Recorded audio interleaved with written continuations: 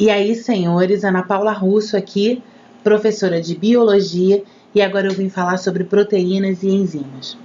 As proteínas são constituídas por um conjunto de aminoácidos.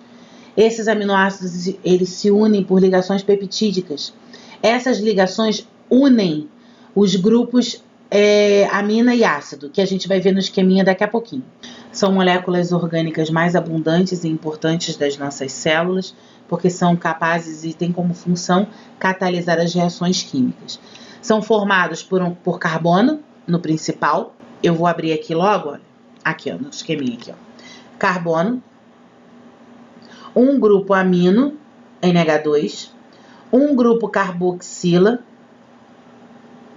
COOH, um radical, e é ele quem vai dar a diferença de um aminoácido, e um hidrogênio, certo?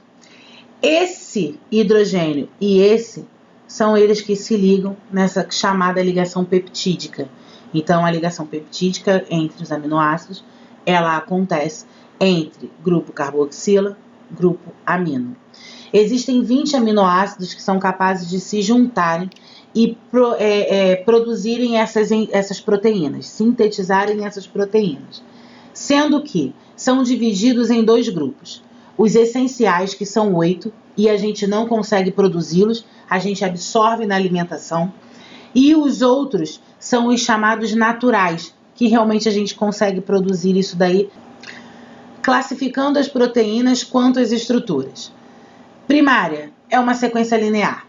Não existe nada de diferente, uma do lado da outra, um aminoácido do lado do outro, todo mundo ligado ali, bonitinho e tal, sem problema nenhum.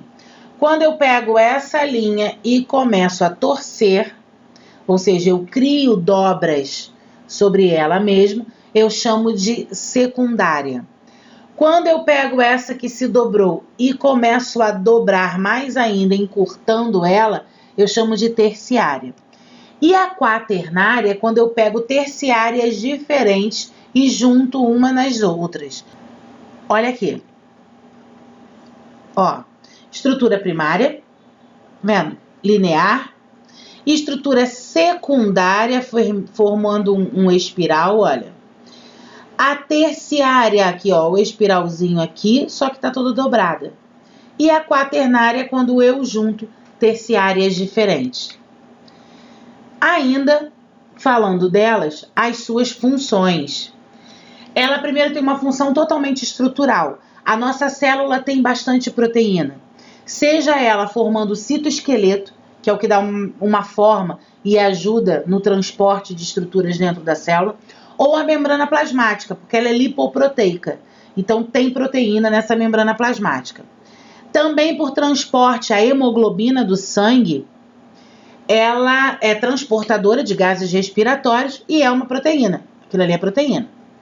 Defesa, os anticorpos ou imunoglobulinas são proteínas de defesa. Então, eu tenho proteína estrutural que está na célula, proteína de transporte que está na hemoglobina, proteína de defesa nos anticorpos, e eu ainda tenho proteína hormonal, porque alguns hormônios são totalmente de natureza proteica.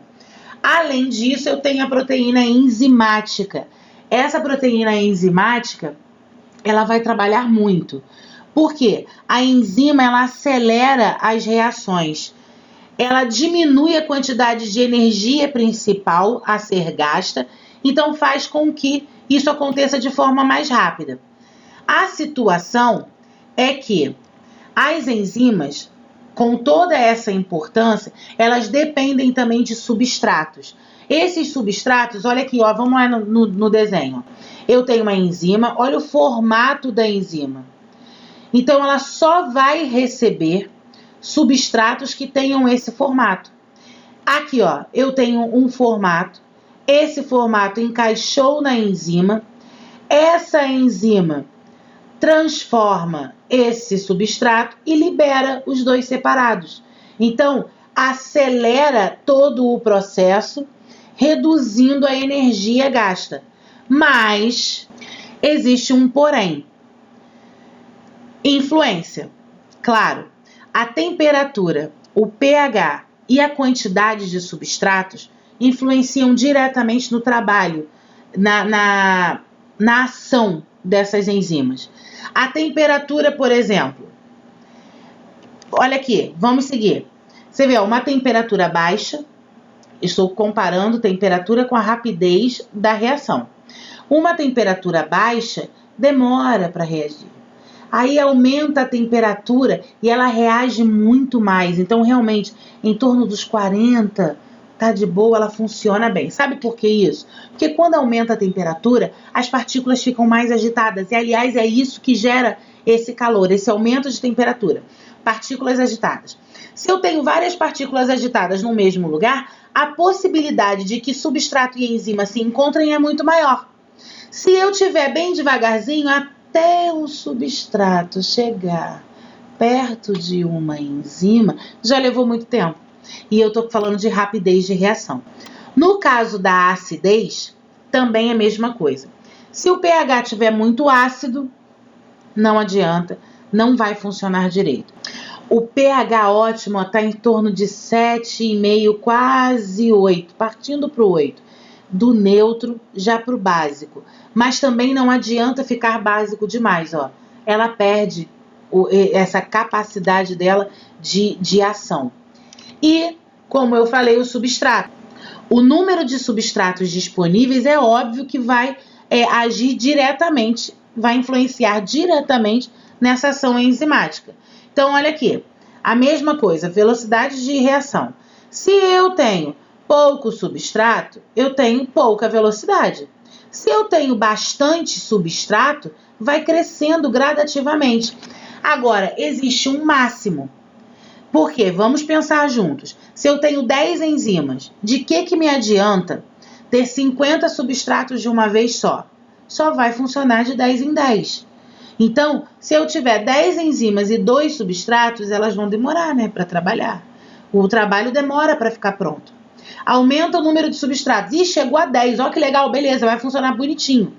Se eu tenho 20, 30, 40, 50 ao mesmo tempo, ela só vai pegar de 10 em 10. Agora, é claro que ela vai pegar esses 10, vai fazer funcionar, acabou, pega mais 10 e vai embora.